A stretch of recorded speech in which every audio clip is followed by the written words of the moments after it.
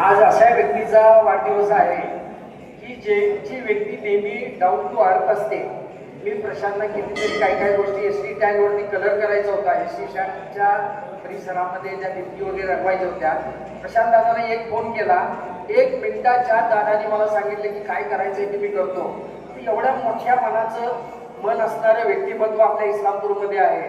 नातं रक्ताचं त्याचे ते बॅकबोन आहे आणि फार चांगल्या पद्धतीनं चांगली सामाजिक कामं करण्यामध्ये त्याला इंटरेस्ट आहे आणि निस्वार्थीपणे.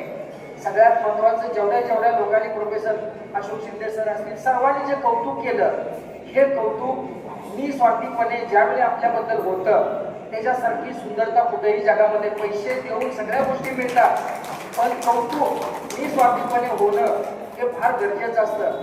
आज प्लांटेशन असेल, गडवर मला सरांनी सांगितलं कोणत्या गावात कोणतं रक्त पाहिजे, हे नातं रक्ताचं हे जो परिवार आहे, जवळजवळ 60-70 गावामध्ये यांचे ग्रुप आहेत.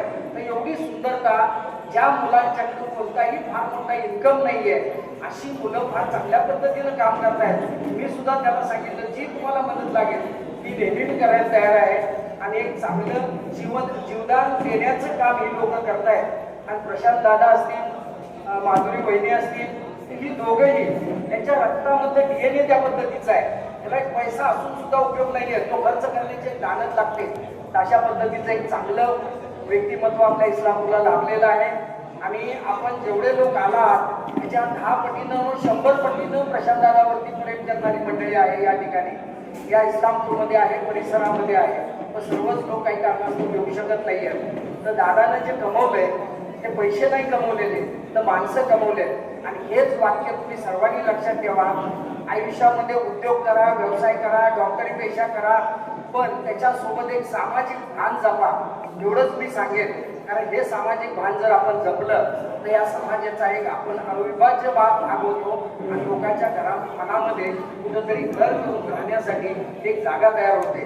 तर अशा पद्धतीने एक चांगली कामं करत राहा. प्रशांत दादाला मी खरं तर खूप वाढदिवसाच्या शुभेच्छा देतो. त्यांना शत आयुष्य लाभो ही मी परमेश्वराला अनुभवायला प्रार्थना करतो. थांबतो. जय हिंद, जय महाराष्ट्र.